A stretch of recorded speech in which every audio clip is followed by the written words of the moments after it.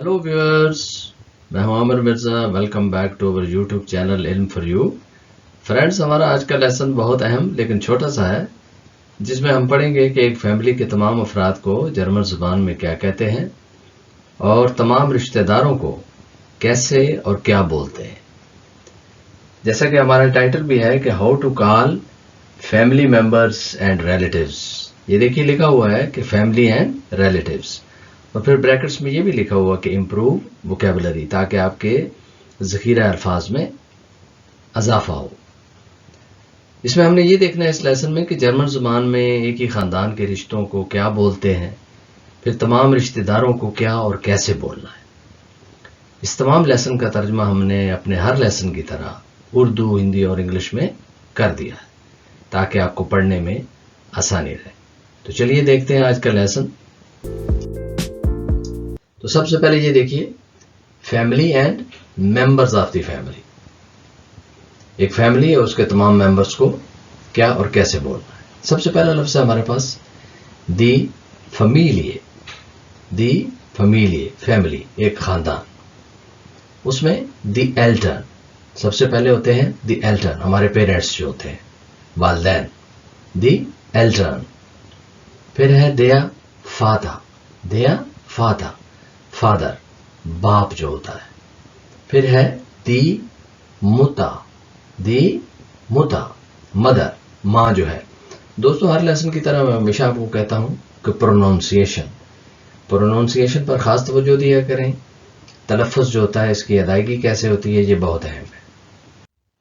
आगे देखते हैं, माँ और बाप के पास, फादर और मदर के बाद क्या आता है? दी ग्रोस एल्टर्न। ये डबल एस है, जिसको जर्मन जुबान में एस सेट। आपने सबसे पहले लेसन में पढ़ा होगा, अल्फ़ाबेट्स जितने भी हैं उसमें मैंने आपको बताया हुआ है कि ये एस सेट इसको जर्मन जुबान में बोलते हैं। ये डबल एस है, तो इसलिए इसको बोलेंगे दी ग्रोस एल्टर्न। ग्रैंड पेरेंट्स जो होते हैं, हमारे दादा दादी, नाना नानी, उनको ग्रोस एल्टर्न कहते हैं।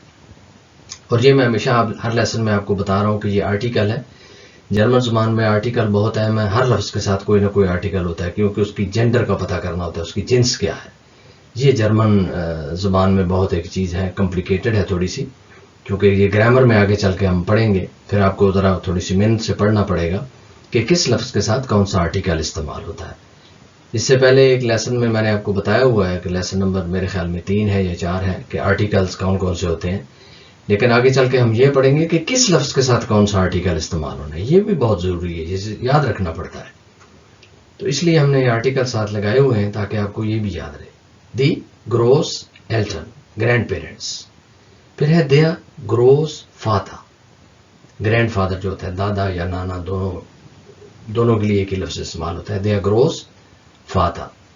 दी ग्रोस मुता, ग्रैंड मदर, दादी या नानी, दी ग्रोस मुता।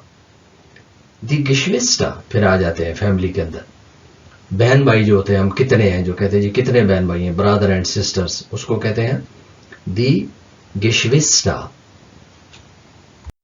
फिर देखिए, जैसे कि अभी हमने पढ़ा है, बहन और भाई को क्या कहते हैं? गिश्विस्टा। क्या कहते हैं? गिश्विस्टा, दी गिश्विस्टा। फिर भाई है, खाली भाई को क्या कहते हैं? देया ब्रूदा। देया ब्रूदा, ब्रदर, भाई, देया ब्रूदा। दी श्वेस्टा। दी श्वेस्टा, सिस्टर जो होती है, बहन, दी श्वेस्टा। फिर है हमारे पास फैमिली रिलेटिव्स। फैमिली रिलेटिव्स, जो हमारे रिश्तेदार वगैरह होते हैं, उनको कहते हैं फैमिली रिलेटिव्स। जर्मन जुबान में उनको कहते हैं दी फरवांटे। दी फैर, ये फाओ जो है एफ की आवाज देता है जर्मन जुबान में, इसलिए वी जो है फाओ है और फाओ एफ की आवाज देता है। दी फरवांटे, रिलेटिव्स जो होते हैं, रिश्तेदार। फिर है दी फरवांड शाफ्ट, रिश्तेदारी, बरादरी, ताल्लुकदारी, रिलेशनशिप जो है, दी फरवांड शाफ्ट। फिर आगे है देया ओंकल। देया ओंकल। फिर ये देखिए आगे अंकल भी आ जाएगा। ओंकल सिर्फ अंकल जो चचा होता है, लेकिन हमने पहले ये लिया है कि मामू जो होता है, मैटरनल अंकल जो होता है, मामू, उसको कहते हैं देयर ओंकल, लेकिन साथ कौन सा ओंकल, यानी अगर मामू है तो फिर मुतलिशा जाइट्स, मुता माँ की तरफ से जो होता है, मुतलिशा जाइट्स, मुतलिशा जाइट्स यानी मैटरनल अंकल, मामू जो है। फिर है दी टांटे, मुतलिशा जाइट्स माँ की तरफ से, यानी जो माँ की बहन होगी, मैटरनल आंट, खाला जो है। दी टांटे देयर ओंकल, लेकिन मामू और चचा का फर्क रखने के लिए देयर ओंकल एक चचा है, अभी आगे हम पढ़ेंगे। लेकिन अगर ये क्लैरिफिकेशन करनी है कि मामू है ये, चचा नहीं है, तो फिर साथ ये है मुतलिशा जाइट्स, मुतलिशा जाइट्स मैटरनल अंकल है। दी टांटे है तो मुतलिशा जाइट्स मैटरनल आंट है। ये देखिए नॉर्मल चचा, देयर ओंकल, देयर ओंकल अंकल चचा जो होता है। दी टांटे आंट चची जो होती है। फिर है देयर कुज़ैन, देयर कुज़ैन ये कजन जो होता है, चचाजाद भाई जो होता है, देयर कुज़ैन। और दी कुजीने, दी कुजीने कजन, इसको भी कजन ही कहते हैं इंग्लिश में, चचाजाद जो बहन होती है, ये मेल है और ये फीमेल है, लेकिन जर्मन जुबान में देयर कुज़ैन और दी कुजीने चचाजाद बहन जो है। फिर आगे हमारे पास देयर नेफे, देयर नेफे नेफ्यू जो होता है, भतीजा, देयर नेफे। फिर है दी निश्ते, दी इसकी हल्की सी शीन की आवाज इससे निकलेगी, दी निश्ते नीस भतीजी जो होती है। फिर है देयर श्वीगा फाता, देयर श्वीगा फाता फादर इन लॉ जो ससुर होता है उसको कहते हैं देयर श्वीगा फाता। फिर है दी श्वीगा मुता, दी श्वीगा मुता मदर इन लॉ जो सास होती है उसको श्वीगा मुता कहते हैं। आगे हमारे पास देयर श्वीगा जोन सन इन लॉ दामाद जो होता है, देयर श्वीगा जोन। फिर है दी श्वीगा टोख्टा, दी श्वीगा टोख्टा डॉटर इन लॉ बहू जो होती है। फिर है देयर श्वागा, देयर श्वागा ब्रदर इन लॉ साला जो होता है उसको श्वागा कहते हैं डोच में। दी श्वेगरिन, दी श्वेगरिन साली जो होती है, सिस्टर इन लॉ, दी श्वेगरिन।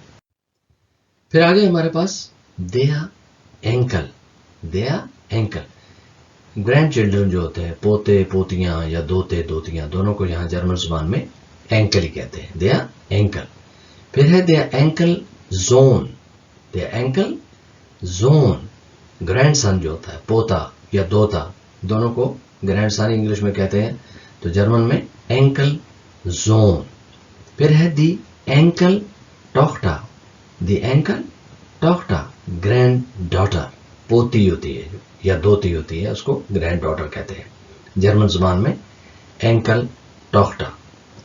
तो फ्रेंड्स ये था आज का लेसन, जो बहुत छोटा लेसन था आपकी आसानी के लिए भी, लेकिन बहुत इंपॉर्टेंट है। इन तमाम लफ्ज़ों को याद कीजिए, और अगर आपको ये वीडियो पसंद आई है तो इसे लाइक कीजिए, दोस्तों के साथ शेयर कीजिए और हमारे चैनल को सब्सक्राइब कीजिए। बिस zum nächstes वीडियो, चूज।